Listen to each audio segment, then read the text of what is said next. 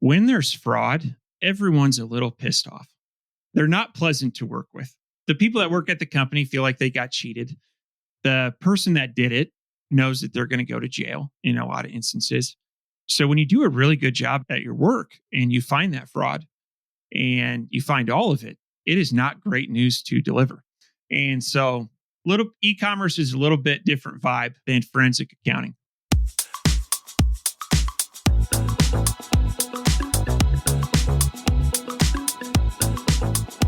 Welcome to the Profit Answer Man podcast, where business owners learn to scale their profits and cash flow and work less doing it.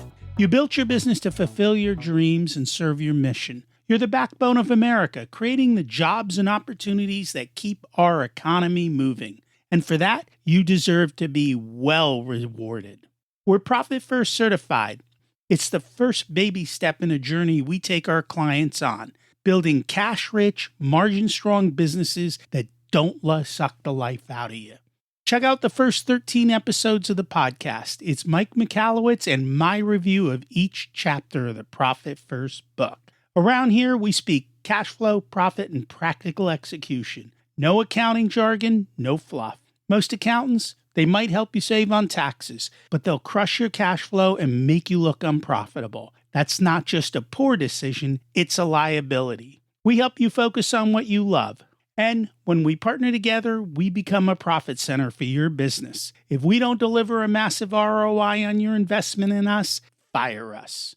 Want to see how it all works? Watch the video version on YouTube or head over to ProfitComesFirst.com to grab your free copy of the Profit Blueprint book and start making profit a habit. You built this business to serve your mission and your freedom. Let's make sure it pays you back big. The purpose of business is to make money. How much money? Enough to ensure the business is well funded, payroll's ready, emergency reserves, and then you have enough to pay you, the owner, what you need to live the life of your dreams. If it's not doing that, your business is broken, and you need a business repair person. That's what I do. Let's face it, you went into business to have money and freedom. If it's not giving to you, then we got to fix it. Today, we've got David Schomer. He is a passionate entrepreneur with a lifelong obsession for building businesses. As many of us, he started as a kid on the side of the road, selling sweet corn and pumpkins roadside. That grew into a substantial operation, and Dave has been continuing to do that. Today, he spends his time with Amazon FBA, Fulfillment by Amazon, and helping to grow his products across a variety of different e-com platforms. Let's meet David and see how he makes money. Welcome to the Profit Answer Man, David Schomer. It's great to have you join us today. Absolutely. Good to be here, Rocky. And I'm excited to continue the conversation with you. Can you share a little bit about yourself and your business? Absolutely. I'm going to start from the beginning. I grew up on a farm in Iowa, and at age 12, had my first business, which was a pumpkin patch. And I grew that business from age 12 to age 18 with my brothers. We hired some employees, and by the end of it, we were selling a couple thousand pumpkins a year. And so entrepreneurship and running a business has always been something that's been interesting to me. And so went to college, studied accounting and finance. And when I graduated college, I wanted to start my own business, but I didn't have any capital and I didn't have any ideas. And so I went to work for a consulting company where I did mergers and acquisitions, business valuation, got to investigate some Ponzi schemes with the FBI. It was a really cool job, and I learned a ton about business. I did that for about 7 years. And the entrepreneurial itch did not go away. I wanted to quit my job or fire the man, which I'll talk about in a minute. And so I started a pet supply company that sold on Amazon as a side hustle. And I would work on that company from about 4:30 to 7 in the morning, and then I'd go to work. I did that for 3 years, built that up to a size to where I could exit. And the whole time I was doing that, I started a podcast called Firing the Man, which documented my journey from the corporate world into e-commerce. And so fired the man and have been doing e-commerce full time for about 6 years now. And currently have a couple private label brands. I'm also the CEO of Build, Grow, Scale, which is a conversion rate optimization company. And yeah, love e-commerce. I believe to my core, it's a better shopping experience. I'm not a consumer, so. But yes, it's much easier for me to click buy and get it delivered than for me to run around and do all of that. So out of curiosity, because I know you're a Profit First fan, did you read Pumpkin Plan? Pumpkin Plant? No, I did not. You did not know about Mike's book, Pumpkin Plan? No, I just Profit First. And in fact, I have it right here. I was a fan of Profit First probably starting 4 years ago is when I found out about it. And yeah, great book. Anybody that's an entrepreneur, if you don't read that, you're leaving money on the table. I think all our listeners know about it. At least I hope they do. I would hope so. Pumpkin Plan is how do you grow the biggest pumpkin? Like one of those, whatever those world big, like 1,000 pounds or whatever it is. And so it's about pruning off every other part of your business and just focusing on the one thing that you can make grow massively. By the way, you know that Michalowicz ran a data forensic company. They actually investigated Enron and all of that stuff for all the fraud stuff that went on. I only say that because you were in that similar line. It was a really interesting industry to be in, but I'll tell you what, and I didn't realize this until I got into it. When there's fraud, everyone's a little pissed off. They're not pleasant to work with. The people that work at the company feel like they got cheated. The person that did it knows that they're going to go to jail in a lot of instances. So when you do a really good job at your work and you find that fraud and you find all of it, it is not great news to deliver. And so little e-commerce is a little bit different vibe than forensic accounting. There you go. So you are a CPA though. I am a retired CPA. Yeah, you're kind of young to retire as a CPA. Yeah, it's interesting. So I spent 4 years getting my CPA and then another designation called the CFA, Chartered Financial Analyst. And that one took 3 years. And several thousand hours were involved in getting those designations. And when I kept them, I stayed up on my continuing education when I left my job. But I realized not many people in my industry even knew what CFA stood for. And most people know CPA. And so what I would tell you is once an accountant, always an accountant. My brain is organized into rows and columns like an Excel sheet. And that is not going to change whether I have an active designation or not. We make fun of accountants on this show.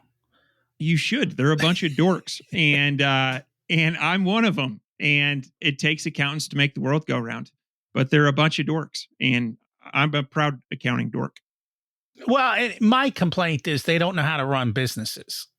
And yet here they are in the financial side trying to advise business owners how to run their business beyond, hey, you got to spend less. Don't spend on that. Don't spend over here.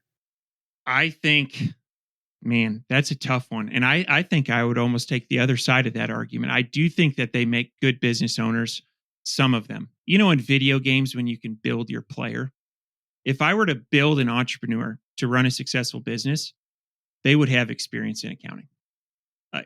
That's a different, yeah, you're saying something different there. And I agree with you. You need to understand accounting. There is no ifs, ands, and buts about it. That is the language of business. But the way they teach accounting, let me ask you a question. Did you like your managerial accounting class? Yes or no? No. See, that's what it means to run a business. It's managerial accounting. And most CPAs don't like that class, which is all about the squishy part of how do we figure this out when we don't know the answer because the future is uncertain. You know, I agree with that. although it hurts that you're picking on my fellow accountants a little bit, I do agree with that. And I do think that there's some areas where they could improve in adding value to a business. And that's my issue is that, and they work too damn hard. I know I'm married to one, so I get to make these jokes as well. So let's talk about business owners. Now that we've talked about all the issues that CPAs have, what are some of the biggest issues you see business owners have? I think there's a couple different stages of entrepreneurship and people just getting into it. I think there is and especially with social media these days, there is a large influx of influencers talking about passive income. And I'll tell you what, e-commerce is not passive income. It is not. Are there some instances where there may be a scenario where it's kind of passive? Yes. But if you want passive income, invest in bonds. But beyond that, running your own business is a lot of work. And I think that's, if you look at entrepreneurs in the first 2 years, there's a lot of them that get punched in the face by their first couple problems and they quit. It's really hard. And if you're listening to this and you're thinking about running your own business, it's good to set the expectation. This is going to be difficult. It's going to be a challenge. You'll grow as a person. And some people love it and use it as a vessel for personal development. And some people should not run businesses. They're just not wired for it. And that's okay. And I would say, I think there's a lot of people who would do great as an entrepreneur, going to work for a successful company, thinking of new ideas and innovating. But when it's 5:00, they go home and shut their brain off. And that's not the case when you're a business owner. Business is always running and all the problems seem to come to you, and that's okay. And so, that would be something I would say for early stage entrepreneurs. And what I would, getting into like middle and late term entrepreneurs, I think understanding the economics of your business really, really well. There's an exercise when I'm launching a new product that I like to do called fail on paper. And that's where I look at everything that's known or knowable. And I'll tell you what that is. Selling price. I can go look at the average selling price of competitors. Fulfillment cost. I may not know for sure, but I can use the postage calculator and get pretty close. My unit cost, my tariffs, any referral fees that the platform's going to charge, any FBA fees if you're selling on Amazon. All of those things are known or knowable. And that calculation is very important to do on the front end of anything, of any venture. Is funny enough, figure out what your profit's going to be first before you get into it. And so I've got some products that I've launched and, I look at them, I'm like, man, this 5% margin, or that's a negative margin. Had I gone through this exercise and determined everything that was known or knowable, I wouldn't have launched this. But instead I bought 1,000 units and they're sitting in my warehouse.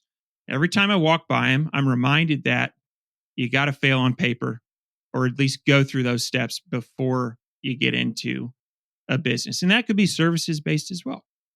Have you seen this one? Profit First for Ecom? I've got that. That one's in the basement podcast studio. But well, yeah. And so that's what Cindy goes through, is to actually do all of the calculations ahead of time.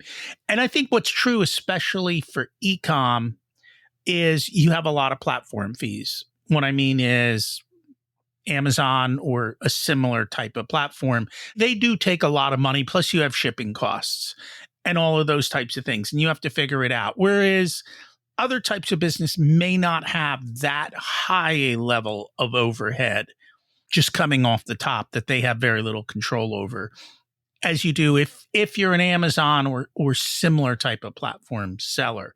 But I agree with you. What we look at are 3 different drivers.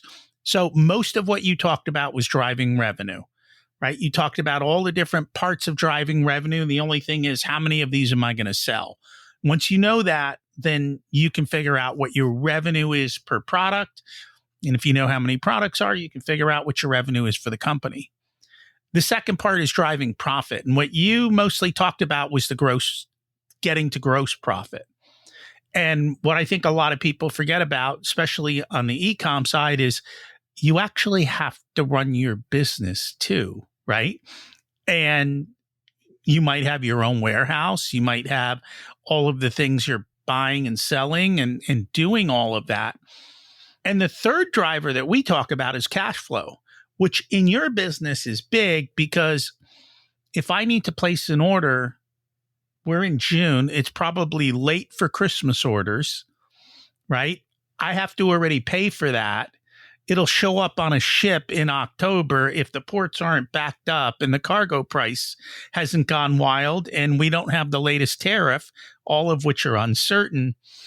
But that goes to cash flow. I have to buy so much stuff ahead of time to be able to deliver it. And every business is like this. I mean, we're talking e-com.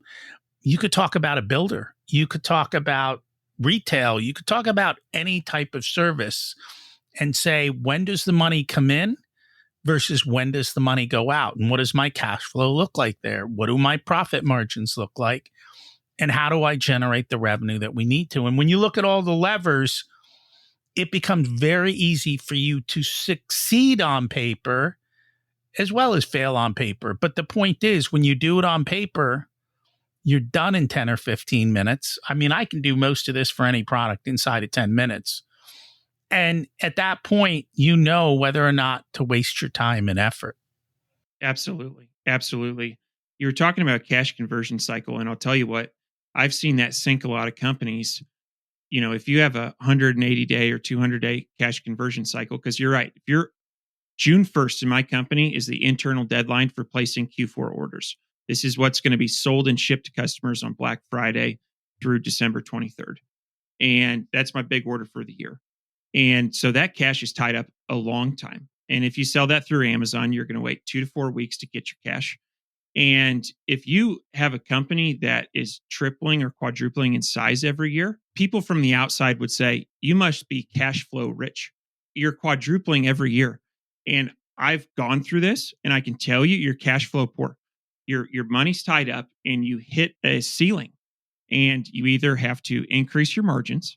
You need to go get debt or private capital to float that.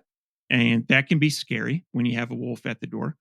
And so, yeah, I would say one thing that I've done to combat that or help out with cash conversion cycle in my businesses is looking for US manufacturers, always negotiating on MOQ and negotiating payment terms. There are a lot of instances where I would rather have better payment terms than lower unit cost.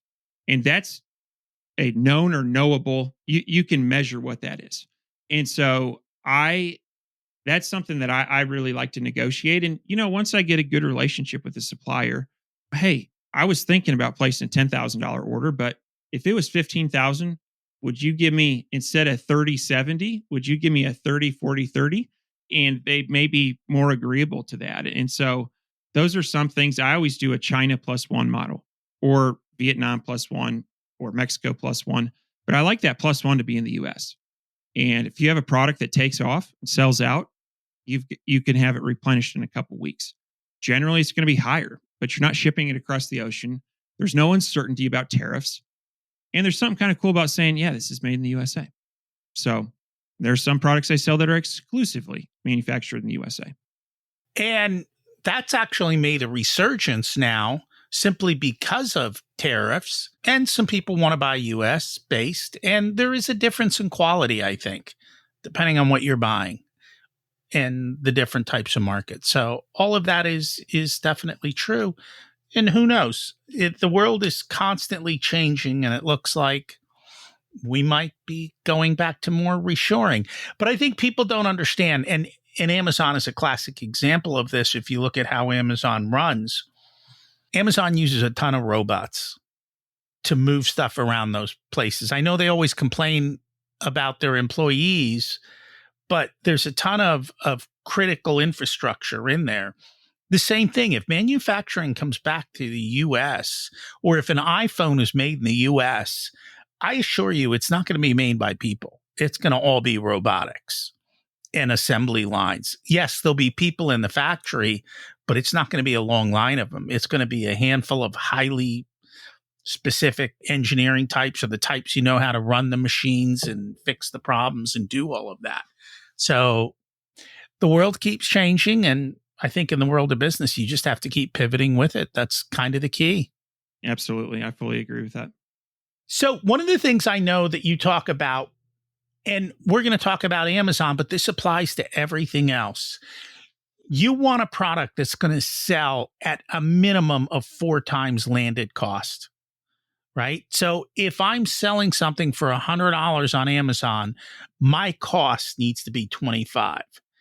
And I think for a lot of retailers, they don't understand, like a lot of just your typical brick and mortar retail are hoping to get 100% markup, maybe 120% markup. And when you've got that kind of markup in retail, it's super difficult because you've got all the overhead to pay. And then as soon as that season is over, or if something doesn't sell, you start discounting at 30, 40, 50%, you got no margin left. And it's very easy to kind of lose money, but yet people don't understand you have to have that in business. Otherwise, it becomes very hard for you as the owner to make any money. Yeah, absolutely. And you know what? I don't think anyone should be embarrassed about making money. That is the goal of a business, is to deliver value to shareholders. And guess what? If you own the business, you're a shareholder. That's the purpose of business. And so if you can provide an awesome product that people really, really like, and you can charge a good price for that, that's a net positive for everybody. Now, if you sell junk and you wonder why people aren't paying high prices for it, you've put yourself in a tough position. But yeah, going back to that rule on markup, and let me use an example of this. A product that I find from a Chinese manufacturer, say it's $7. That's what I'm paying the supplier. There's usually going to be, between shipping and packaging, there'll probably be another $2, and then throw on $1 for tariffs. So when we talk about landed cost, that's your all-in cost, getting it to the US or wherever you're going to be selling it. And in that example, your landed cost would be at $10. And so when I'm looking at average sale prices, I need to find average sale prices to be at least 40 or above. And I want to emphasize that is a floor value. If you can sell it for 5 or 6 or 10x, more power to you. And one of the things that I like to do is when I'm running that fail on paper exercise, or I'm looking at average sale prices, is I like to do a best case, base case, and worst case scenario. And I'll tell you, I've run into this. When you're launching a product, you get excited. It's a high. It's a describable high. You're excited. You're getting photos. You're getting videos. You're telling your friends about it. You're posting on social media about it. You're pumped up. And if there's a range of sale prices, say between $20 and $30, it's easy to say, "Oh, mine will be $30. Mine will be at the top end of that." But it's good to look at, well, what if when you start off, you're going to have 0 reviews, and you're going to need to draw in customers. You are probably not going to be a premium price product on launch day. What does that look like? And so, but that generally in e-commerce is going to get you to a profitable company. Now, certainly there's exceptions when you get into really expensive, like items $500 or more, and oversized items that are expensive to move. But yeah, I would say that is the general framework that I use at the beginning of a product launch. One of the things we haven't talked about, and we don't talk about it much because I think it depends on the business. It's the cost of returns. In e-com, the cost of returns can be astronomical. It's the same thing in retail. Costco's changed its policies over the years because of what people used to do. But even now, if I go into Best Buy and I talk to them and I'm looking at a big screen TV or this, they all make the joke. Around the Super Bowl, they're like, yeah, come in the week after Super Bowl. We'll have plenty of floor model or returned open box stuff for you. Because people come in, they buy a TV for the Super Bowl, they bring it back a week later. And it's unfortunately the cost to do in business. I would say in my businesses, if I'm above 5% of revenue, that's a red flag. And that's a lot. That's 1 in 20 sales. And, I do have a heavy concentration on Amazon, and I do have some products that are sized. And no matter how good your sizing charts are or your sizing video is, Amazon customers are going to buy a medium and a large and return the medium or the large. They're going to try them on. And so, but yeah, that's a huge one. And I'll tell you, you're seeing this pop up now, all these pallet sales of overstocked item, returned items. I'll tell you the economics of a product about the size of this water bottle. If I get a return on it, Amazon will dispose it. And that would be about $2.50 for them to dispose of it. So if I look at what's my loss? It's the unit cost plus that $2.50. Or the customer will ship it back to Amazon. Amazon will ship it back to me. I will pay somebody to restock it and send it back into Amazon. And when I was looking at the economics of these two situations, it clearly made sense to dispose of the items, which seems so wasteful. This is a perfectly good item. We could sell this to somebody else, but by the time it passes hands 3 times to get back to you, that's an expensive return. And so I think the reason you're seeing a boom in that pallet industry is there's a lot of other sellers that have done that math exercise and realize, hey, I'm better off disposing. We have an Amazon, it's not an Amazon store, but it's a clearance store of some sort where they get a whole bunch of stuff and they put it out at the beginning of the week, and every day I think they discount it, and the end of the week it's gone, and they keep bringing it, and it's all returns. Yeah. I mean, I would, if you could take all of those businesses and put them into a ETF publicly, I would invest in it. I think that industry is only going to grow because e-commerce is only going to grow. I mean, if we're in a baseball game, we're probably in the 3rd or 4th inning. If you start thinking about drone delivery and the advances that we're going to make in e-commerce in the next 10 years, everyone's using it. It's a great shopping experience, and it's only going to grow. So I think the markets that support that are only going to grow. I'm calling it here, June 2025. I'm calling it. It's going to be a big industry. That industry is going to double in 5 years. I said it right here. Well, I mean, and I don't know what people buy online versus in store. I think we still do a lot of our purchases in store, but we also do a lot online. It just kind of depends what the item is. So I've mentioned that it's a better shopping experience, but I haven't explained why I believe that. And I think that's worth noting. And let's take these headphones, for example, that I'm wearing. So when I bought these, I could have gone to brick and mortar and I could have talked to the guy at Best Buy. Most likely he's never worn these headphones. He doesn't have a ton of information on them, but he's there to answer questions. And so I can buy them from Best Buy. And as a consumer, my risk is I don't have a ton of information. The salesman wasn't very helpful. And so maybe I bought the right ones, maybe I didn't. Now, you buy those same headphones on Amazon. You can look at reviews of 30,000 people that not just bought headphones, but bought this exact make and model. You can read the 1 stars. You can read the Karens. What did they not like about it? You can read the 3-star, the 5-star. And so you are able to gather information on that specific item. And as a consumer, that lowers your risk, the risk that you're going to make the wrong decision. And so that ability to check with 20 other thousand people that bought that same exact thing at a moment in time is something that brick and mortar will never catch up to. And so when I am in a mall, I know in 10 years that will be residential housing. I believe this to my core. Now I'm an e-commerce guy. I'm biased, but I truly believe that. I think there's part of it is the experience of shopping, which is changing because the younger generation doesn't care. They just don't, which is good for them. And again, it really depends. Sometimes I want to touch it. And I hate the returns and all of that. It's just my thing. Other people don't have that thing. That's a me thing. And I get it. And it's probably generational. And I'm okay with that. But part of it, I think, is because I know what the cost of all of that is. And to me, that's so inefficient that I'm like, yeah, I don't want to participate in that type of, and we rarely return anything, period. I go, I test it, I buy it, and life goes on. But we do a bunch of online shopping, actually. So Yeah, it's a mix of both. And to be honest with you, Rocky, and don't tell anybody, but if I'm buying jeans or shoes, I'm going to the store. But I'm not going to say that publicly because I'm the e-commerce guy.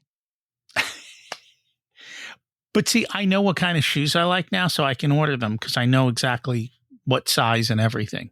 Yeah. And I can get them online. Yeah. And it works. Usually I'll do it through Costco because then I can just bring it back to the store if it doesn't work out. Yeah. I mean, I think it'll be a hybrid model for like, it'll be a blend of both forever, but I just see that ratio increasing over time. I'm putting my eggs in that basket. That's fine. I just wrote an article on LinkedIn and it was called basically surfing the wave. And the concept is find a wave in business and surf it. Don't try and create the wave. Get on the wave. And so what you're talking about is, hey, e-com's going to double. That's a wave. Can I ride that wave? And does it make sense for my business? I wouldn't be running around today opening up brick and mortar locations unless there was a good reason for it, because you're going against a wave. And so you're going to struggle. And I think that's true in a lot of different areas. AI is a wave. You don't have to invent AI. All you have to do is invent something that works with AI. Could be a course, could be helping people implement it. A million things you can do with AI, teaching business owners how to use it more effectively. And that in itself becomes a business that's riding a wave. And there's tons of those that are out there. You just have to watch them, look for them, and go after it. And that's blue ocean, red ocean, right? That they've talked about in the past. Same concept, slightly different words. But it's a lot easier when you've got the wave behind you versus you trying to do all the work to paddle upstream to get your business going. Certainly. And that's a big key. Is there anything that we should have talked about but didn't get a chance to today? You know, I think this has been a really good discussion. And, you know, if there's any of your listeners who have a corporate job and they want to quit it and they think that avenue is through e-commerce, check out Firing the Man podcast. And if you haven't read Profit First, you ought to. Like I said, you're leaving money on the table. And so it's a great book. And yeah, that's it for me. Thank you so much. And if people want to find you, where do they do that? Firing the Man. If you're a Shopify store with $250,000 a month or more in revenue and you need conversion rate optimization services, check out Build, Grow, Scale. Hit me up at david@buildgrowscale.com. And anything coaching related, I do some e-commerce coaching. Hit me up at david@firingtheman.com. We'll do that. Thank you so much for joining us today. All right. Thank you, Rocky. Today was a masterclass in e-commerce profitability and operational wisdom. But these principles apply to any business, so take what you learned and apply it to yours. I really like the idea of failing on paper before launching a product, a service, or doing something else, because then you know, hey, this is what I need to do to make it successful. And you'll tell pretty much up front, does it make sense? Or should you not do it? Always negotiate for cash and ride the wave that's out there. For him, it was Amazon. For you, it's something else. There are waves all over the place.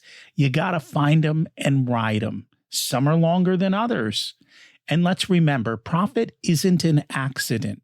We engineer it. And this isn't about working harder. It's about working smarter, which is why we say you don't need more resources. You need to be more resourceful and focus on the bottom line. Thanks for listening to The Profit Answer Man, where we believe more revenue doesn't mean more profit, and the bottom line is what really matters. If you're ready to stop living check to check, take control of your cash flow, and finally get paid what you're worth, we should talk. We work with 7- and 8-figure businesses and well-funded startups. If you're a smaller business, check out the Profit Blueprint program. It's a do-it-yourself solution that also can come with my direct guidance in the same level we give our one-on-one clients. When you're ready for results, book a discovery call. There's a link in the show notes or at profitcomesfirst.com. You'll be speaking and working directly with me. In the meantime, grab your free copy of the Profit Blueprint at profitcomesfirst.com. It's the next step to turning your business into a consistent cash flow generating machine. If you'd like to dig more into leading yourself, your company, and building the ultimate life, listen to my other podcast, Richer Soul, where we cover these topics in great depth. There's a link in the show notes. As we close out, let's repeat the mantra. Revenue is vanity, profit is sanity, and cash is king. Have an abundant and profitable week.